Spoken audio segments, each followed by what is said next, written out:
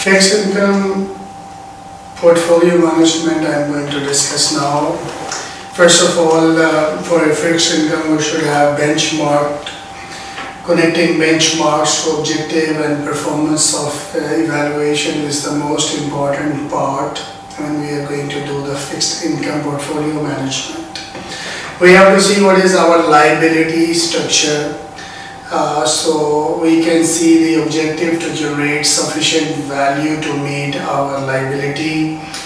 We should also take care of bond index, that what is objective to replicate or outperform an index after subtracting the fee. It's very important that we should know that how to manage a bond marketing index. So it will be on the concept of full replication, means pure bond indexing has to be observed.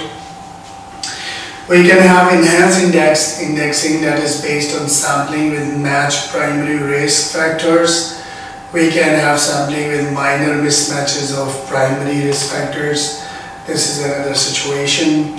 It can be an active management by larger mismatches, and it can be an active management with full-blown active management.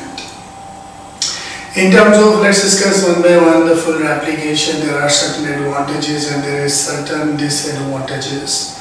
Disadvantage is easy to understand, it's costly, it's difficult to implement, plus it has lower expected return than the index.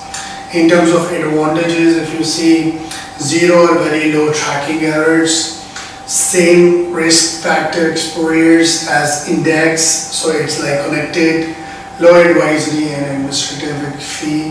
This is the advantages for the full replications. We can work on enhanced indexing. This is the advantages. It's again less costly to implement, increase expected returns, maintain exposure to the industry primary risk factors. On the other hand, disadvantages: increased ongoing management fee, lower abilities to track the index, and lower expected return than the index. These are the possible disadvantages of enhanced indexes. In terms of enhanced indexes, in the case of minor mismatches of primary risk factors, there are certain advantages, like we can use same duration as index. It can be increased expected return, reduce manager restrictions. On the other hand, it has disadvantages like increased risk, increased tracking errors. We can have increased management fees. These are the disadvantages. Let's discuss active management by having a large mismatches. The advantage is ability to tune the portfolio duration. We can adjust it as per our requirements, increase expected returns, reduce manager restrictions. On the other hand, we have increased risk, increased tracking errors. This is disadvantage, of course, increased management fee if we choose for this option. In terms of active market, full-blown active, the advantage is increase expected return, because you are actively managing and you are full-blown. You can expect increase in the expected returns, and fewer if any manager restriction, no limits on duration. It's flexible. In terms of disadvantage, when you are going fast active, it is having more risk, increase tracking errors, and increase the management fee in general. Let's talk about bond indexes. What is bond market is already we have discussed in certain levels. Now straight away we are discussing what are the factors affecting the bonds indexing, in terms of pricing, transaction cost, in terms of expenses, or a size of portfolio. Factor that affect, of course, enhanced indexing is the selective securities, and of course it's costly to monitor. In terms of enhanced strategies, the first strategy that we can use is cell matching, that is place index securities into a matrix based on risk factor. This matrix is covering from different angles and giving a clear picture, shows the best securities in each cell. maintain sell weights in the portfolio according to their weightage. Tracking errors, minimization efforts we can do by optimizing with multi-factor models. We have to see, we can constrain it to minimize the tracking errors in terms of bond indexing. Benchmarking is really difficult. Selecting a best benchmark is always a problem because benchmarking should be based on certain matching things and backgrounds. So the basic idea to select the criteria behind the benchmarking is the portfolio along many risk factors. Maybe risk is one of the factors. That's the only way to accurately compare the performance in an actively managed portfolio to a passively managed portfolio. What is active, passive? This is already we have discussed in the other portions. There are 4 risk factor exposure. The first risk is market risk, which is the sensitivity of the value of an asset or liability to change in the interest rates. Income risk is uncertain in terms of payment received or paid.